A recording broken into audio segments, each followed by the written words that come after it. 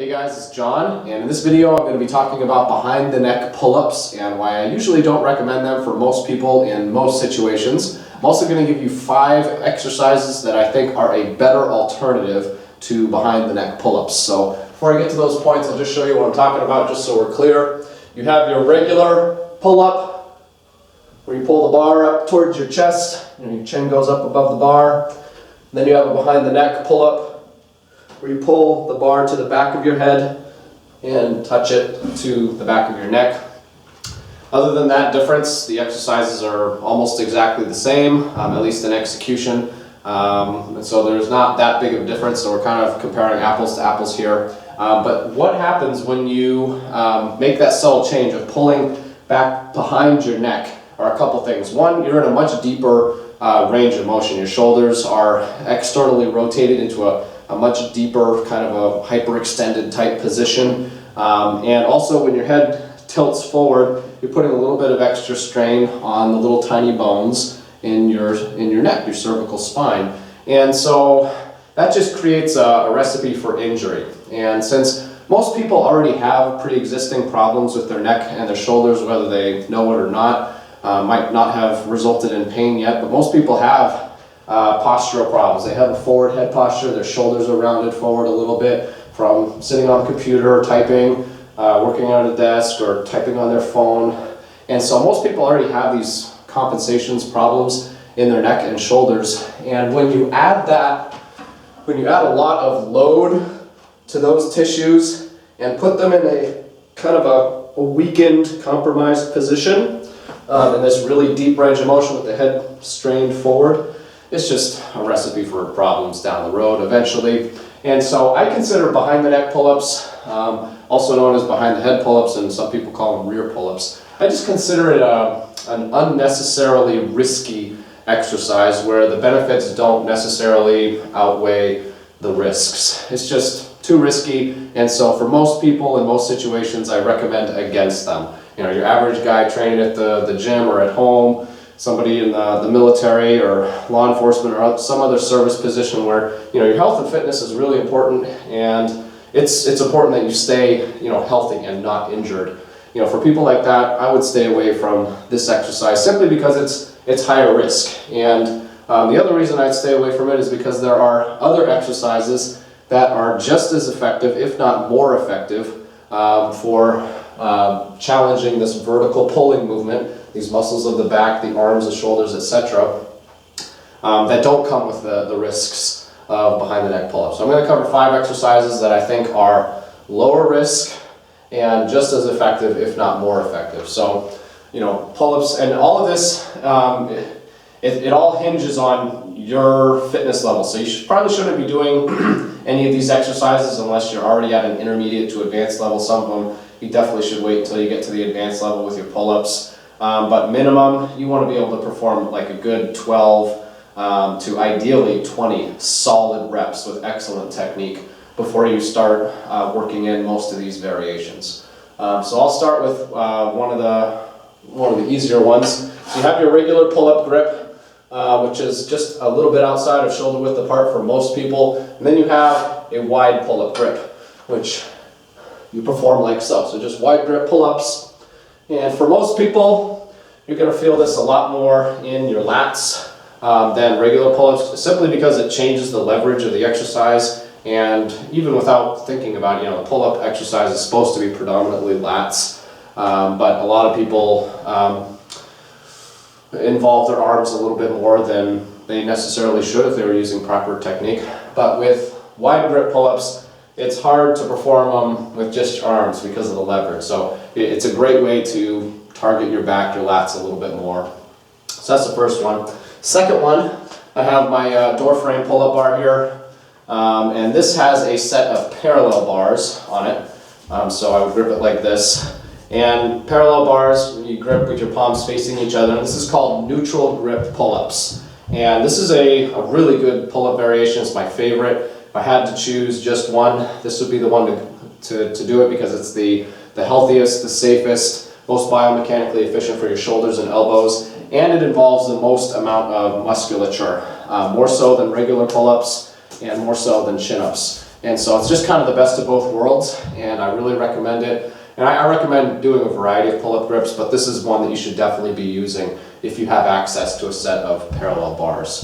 Don't have parallel bars on this new pull-up bar I've got. In case you're wondering, this is the Stud Bar pull-up bar, which was sent to me for free as a review product from Stud Bar Pull-Up company. Really appreciate that. So far so good. It's a great pull-up bar. I'm a big fan, and I'll release a review later. So you have your wide grip pull-ups, you have your neutral grip pull-ups. Third one I want to mention is weighted pull-ups. So if regular pull-ups are getting too easy for you and you're looking for something more challenging, more advanced, and I think most people who consider behind the neck pull-ups, they just want something that's a little bit harder, a little more challenging, maybe something that, they're bored with regular pull-ups. I don't know how that's possible. But if you're looking for something more challenging, you can just do weighted pull-ups. And there's a lot of different ways to do weighted pull-ups. You can use a weight belt or a backpack or a weight vest. I've got a whole other video on that. But adding weight to your pull-ups is a great way to make them harder.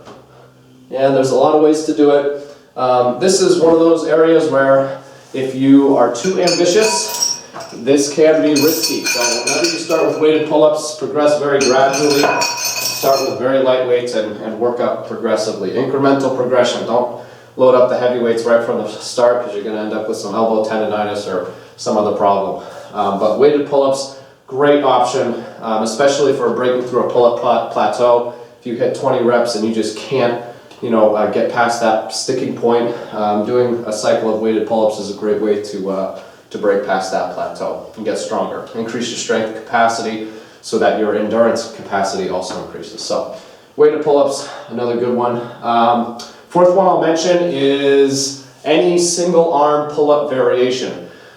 I'm guessing you probably can't do any one arm pull-ups. I'm not going to try and do one right now because I'm not warmed up. I can count on maybe both hands how many times in my life I've been able to do a single arm pull-up after I've worked through it in different cycles. I'm not sure if I could do one today, honestly. But even if you can't do a single arm pull-up, you can work on variations. So you could start out with just a single arm a dead hang exercise, either passive or active. You could do a single arm flexed arm hang or negative reps or assisted reps. So even if you can't do a full single arm pull-up, or you could do an assisted one arm pull-up, there's a lot of different ways to do it. The point being that this is a great way to substantially increase the challenge of your pull-ups is moving to a single arm variation. There's a lot of different ways to do it, and this is a very advanced upper body pulling exercise. So not even for intermediate trainees. You need to have a lot of pull-up training under your belt, several months, at least ideally a couple of years, and be performing high rep sets of pull-ups according to whatever your body weight is. Some of you heavier guys aren't going to be cranking out sets of 20, 30 pull-ups with ease. So it just depends. You need to have that foundation. You need to do your due diligence before you start working on those one-arm pull-up variations. But whenever you start with the easiest one, that single arm dead hang. Just get everything tight and hang for time, 15, 20, 30 seconds, up to a minute. And that's another great advanced pull-up variation that I think is superior to behind the neck pull-ups because it can be performed safely. But again, this can turn into a higher risk exercise if you push it too fast. You've got to really take your time with this and progress gradually, because you can wreck your shoulders and your elbows in a hurry if you don't. So the last of the 5 exercises that I think are better alternatives would be any type of body weight rowing exercise. So I'm going to make sure, can't see if you can actually see that in the camera, but hopefully you can. I've got a set of parallel bars here. These are the Liebert equalizers, and I'm just going to do a set of body weight rows on the equalizer. These are also known as inverted rows. Some people call them Australia pull-ups. But it's basically just a horizontal pulling exercise, a rowing exercise, and it hits all the same musculature that a pull-up hits, but you're performing it it's a different pulling angle, and so you're hitting the musculature in a different way, stimulating in a different way. Some people I've heard have said, and I don't know how true or not it is because I haven't validated it myself, but I've heard it said from people that I respect that you do pull-ups for width of your back, you know, to get those lats spread for the wings. And I've heard other people say, or heard the same people say, you do the rowing exercises to build thickness in your back. And I think it's just because it activates the muscles slightly differently. And so I recommend you do both vertical pulling and horizontal pulling. And any type of bodyweight row exercise is a great one, a great option. And most people find bodyweight rows a lot easier to perform than pull-ups because you're usually only supporting some of your body weight. So this is an exercise where you can load on the extra resistance. You can wear a weight vest or a backpack on your chest, load up a sandbag, have somebody push down on your shoulders. You can really crank up the resistance, the load, to challenge you. You can also do single arm bodyweight row variations.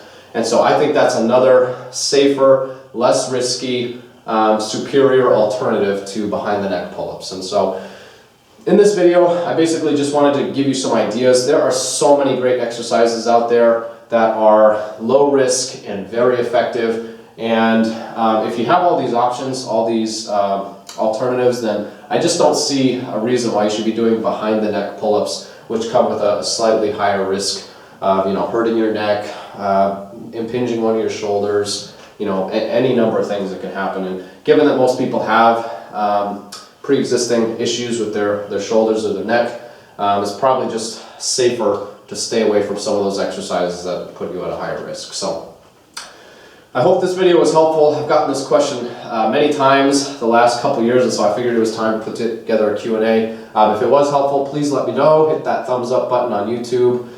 Leave a comment, send me a message. If you have any further questions, I'd be happy to help. So I guess that's about it. Thank you very much for watching. I really appreciate your time, and I'll see you in the next video, hopefully sooner than later.